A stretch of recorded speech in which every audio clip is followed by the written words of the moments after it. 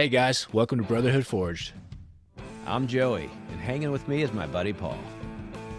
We're just two normal guys following Jesus and trying to lead our families well.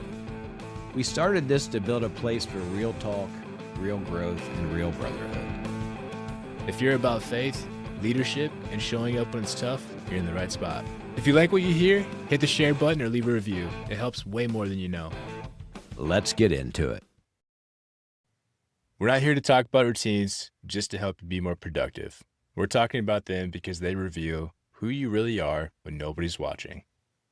Exactly, Paul. The man you want to become, he's not hiding in your next goal. He's not buried in your calendar or that someday version of you. But he's showing up, or he isn't, in the small stuff. When you repeat when you're tired, that's what sticks. When you default to when no one's there to impress, that's what's forming you one step closer to that 2.0 version of who you want to become. Welcome back to Brotherhood Forged. Today's a big one. We got a couple new segments in there for you and a few things we're going to highlight and really build on from last week and earlier this week as well. Nailed it, brother. We talked about Compass Creed. That's your identity, but it's written in your words. Facts are writing, that's the easy part. But living it, that's the ticket to success. That's where rhythm and flow comes in. Because your life will either echo your creed or it's going to expose how full of it you really are.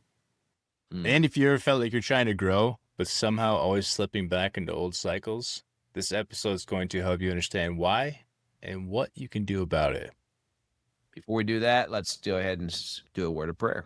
Father, thank you for today, for another chance to grow, to show up, and to get honest. Help us tune into the rhythms that shape us, not the ones that drain us, God.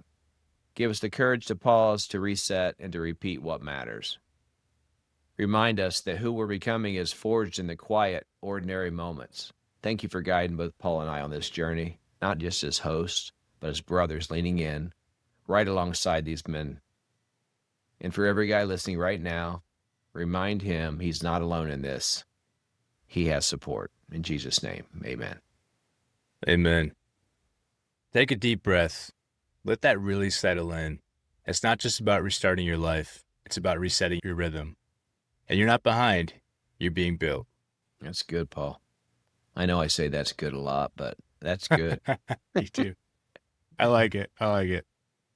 I'm going to be honest with you. There was a stretch early in fatherhood where I was just drowning. Now, this has been a while for me, but I felt like I had no margin, no energy. Everything felt like too much, and I just started to drift. And you're still showing up to work, probably still doing the dad thing, but it sounds like you weren't fully present or intentional, not aligned, not checked in. I mean, I've certainly been there too. I still go through those moments like those now. But you know, what's interesting too with your journey is you didn't have a lot of the same resources that there are now. So what was like that aha moment for you at that time? Dude, I had no resources. My aha moment came probably after Alex was grown into a man, because I just winged it. I was reacting to everything, shutting down, escaping instead of engaging. And it hit me, but much later in life, I didn't need to work harder back then. I needed a rhythm. Looking back, I realized how these tools would have been helpful for me, and you have them at your disposal now. The alarms on the phone didn't have those. Reminders on the calendars, check-ins for a mindset. If I had had those tools and learned just to breathe, to read, to pray more, to move, but I didn't have any of those. If I would have had those rhythms, it would have really helped me stop drifting. But I didn't. But we can teach the guys out there what they have now or what they have available to them. I like that, man, because you could look back at it and really have like different feelings because you didn't have the same resources available. I mean, shoot, cell phones weren't even the same type of thing. It was probably landline, I'm going to guess. Well, the cell phones we had were so crappy. There was no text. Well, if you had texting, but there was no apps and all that stuff. You called on a phone. They were not what we have today. There were no smartphones, and they were super expensive, so you rarely used them. Landlines were definitely the thing of that time. Yeah, there was no alarms or reminders or check-ins or calendars or anything on your cell phone. I remember my first phone I got in my teenage years was like a black Nokia, and the coolest thing on it was you could play the game Snake on it. Just to date us all here with that one. But I remember that. now look at all the resources available, man. It's one of those things where like you could be more upset because you didn't have that stuff, but instead you're looking at it as like, hey, how can I help people now that are going through the stuff that I wish I would have had when I was going through it too? So a good legacy piece right there. The tools that are available today gives no one an excuse to not be successful, honestly, because life can't, I mean, those types of things just make things so much easier. They Mhm. also make us that much lazier as well. So I digress. Don't want to get off on too much of a tangent there. But it's timely, man. It's all about that intentionality. And your story reminds me of something from my college football. One of my college football coaches used to say, this is going to take us into our next segment that we're really going to build on, from the football field to fatherhood. My coach used to talk about you don't rise to the level of the game, you fall to the level of your preparation and your training. That was all about the reps that you put in at practice, watching film, visualizing and preparing, all the stuff that happened outside of game day. Usually people just see the game day stuff, but there's so much more stuff behind the scenes. And I didn't really think about how that would stick with me later on in life, but now I understand that as a dad, it lives in me because so much of fatherhood and marriage is about the background preparation you do. The game's just not about the work or the leadership. It's about the Tuesday nights of life where everyone's melting down, your patience are gone. The nights where you just want to shut down the whole house and go to bed, but you can't. You still have a whole list of things to do. You got dishes to get done. You got kids' lunches to pack, all those other things. So I remind myself of that, I reflect on it, and now I treat moments like that like game day. I traded in my cleats for parenthood. I pre-decide my responses like I prepared at practice. I remind myself, slow down, be the man they need. This is the real test. This is what prepares me for game day. That's rhythm, and it's saved me more often than not, and continues to save me, but I have to be intentional about that reminder. Such a good reminder that we rise to how prepared we really are as a parent, as a husband. Like I talked about a little bit before, I wasn't prepared. I didn't have the same tools, so it was, I would say, moderately to fairly difficult as a great understatement for me. I wish I had those tools, but it's never too late. And that hits deep what you just said there, Paul. And what I love about it is it flips the script. I know we say that fairly often, but it really does. We spend so much energy trying to rise to the moment. I'll figure it out when it counts. But truthfully, when the pressure's on, you don't get better. You just get honest. You fall back on what you've practiced or what you've neglected. The neglected really hits hard, right? You really notice that. And for me, that's usually when the conviction hits. Like, dang, bro, I'm trying to fight today's battle with yesterday's excuses. It's not going to work. You're not going to win. So hearing you say that, Paul, it reminds me rhythm isn't just about building habits. It's about building muscle memory for the man that I want to be when life gets hard, when it gets loud. I think the neglected part hits so hard because we all understand, whether we admit it or not, that it's a choice. And if we choose to neglect it, we'll pay for it later. And you're right, man. It's all about rising to that moment is all about the preparation. If you were to go through a full week of going back to my football analogy, if you were to go through a full week of neglecting practice or tape or nutrition or getting yourself ready, that would show up on that game day. You'd go out there and you'd be completely lost in the field. Sure, you'd have your athletic abilities to get you through some certain things, but you wouldn't be prepared for the defense that they're coming at you with, or the offense if you're a defensive guy. It would be a whole out of your comfort zone and out of your preparation level, and it would show. You'd be embarrassed and you'd feel bad because you neglected the stuff that you should do. And not that you should ever feel embarrassed as a parent, but it's still the same reminder that if I'm not doing the practice, if I'm not putting myself through those reps, those game day moments where it matters most, my kids will show up. And if I want more patience, I have to prepare myself for more patience. I have to understand those moments are going to show up with my kids and be ready for it with that predetermined response that I have, just to give me enough space to calm myself down and change from reaction to response. And this is all easier said than done, but the more done, the more easier it will become when you're tested with those game day lights when they turn on. So many people will blame it on being the victim when things don't work out, but so often almost always it's their fault. They just didn't do the work to overcome a situation, as you were talking there. And I'm like, yeah, I hear victimhood is what I'm hearing there. But really, it's just they didn't put the work in. And I think right now it's time for a little heart work. We're going to do segment 2. So we're going to switch into that. And I've been thinking about marriage rhythms a lot lately, how I show up for Bobby. I'm always trying to be a better husband. I mean, genuinely, I really am. Not always successful in that area, but I want to love her well. But man, I catch myself getting in my way far too often. How about you, Paul? I think that's just a you thing, bro. No, I'm just kidding. I think that's all of us, right? Like, there's this thing we talked about before. Like, there's the marriage part. It's always getting out of our own way for the marriage, and that's where you can really find that's success, and it's good intentions, bad execution kind of thing. You're gonna laugh at me here, but we're gonna tell a little story that this happened the other day. We're making dog food. So we make dog food for our dogs. We cook in the crock pot the meat. We make rice separately. We cook vegetables. Nothing deep, nothing serious, just a normal moment, something we do every couple weeks. And somehow I can turn making dog food into a debate. I'm picking apart everything she's doing. I'm arguing over dog food, bro. You're really ready to die on that hill of the dog food argument. I mean, for what? And I realized I'm not being helpful at all. I'm just, I want to be right because I like being right for no good reason. I just needed that win. It's subtle, but man, it gets in the way of connection. It gets in the way of a relationship. It can ruin an entire day, if not longer. And in the middle of it, I felt this little nudge like, yo, bro, slow down. You don't have to win this. So I paused, I looked at her, and I said nothing. But I should have said, hey, I'm sorry, honey. I'm being kind of difficult right now. I'm kind of being a butthole. But let's be honest, I didn't. And shame on me, but I'm always going to be real. That awareness though, that's key, man. Having that nudge to get you there, because it's never too late to go back and say, "Hey, the other day I should have said this."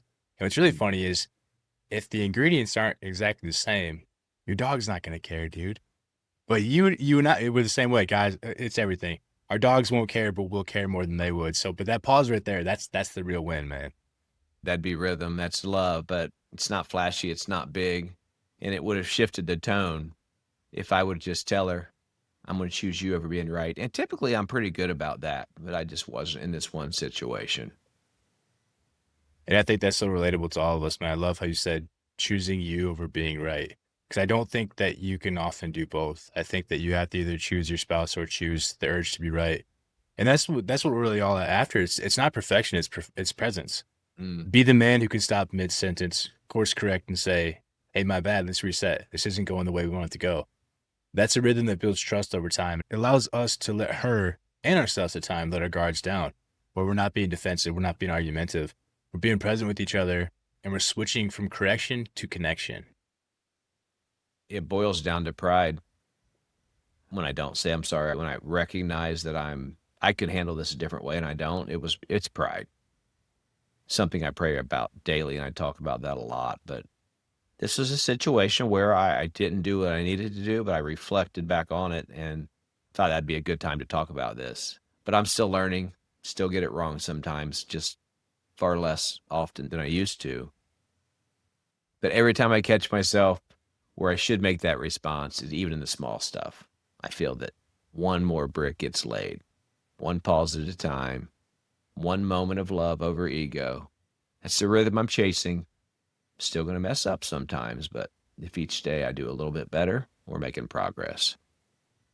That's what it's all about, man. It's not always going to be dog food. It's going to be who forgot to turn the laundry over, or who didn't fold it, or who didn't get gas in the gas tank, or who forgot to pack the kids' lunch. There's so many different things and so many different opportunities for us to course correct rather than go down the path of either our ego or argumentiveness or whatever it is. Like it's a matter of reminding yourself whose team we're on. Are you on team dog food or are you on team Bobby? And that's just a small example of it all because there's so many different things and so many different opportunities in Yeah. marriage and parenting that will come up where it's like, hey, do I need to be right or do I need to be connected?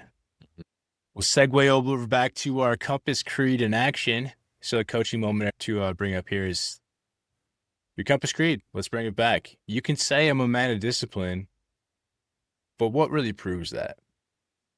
Listen, I'm a man of discipline. You heard me.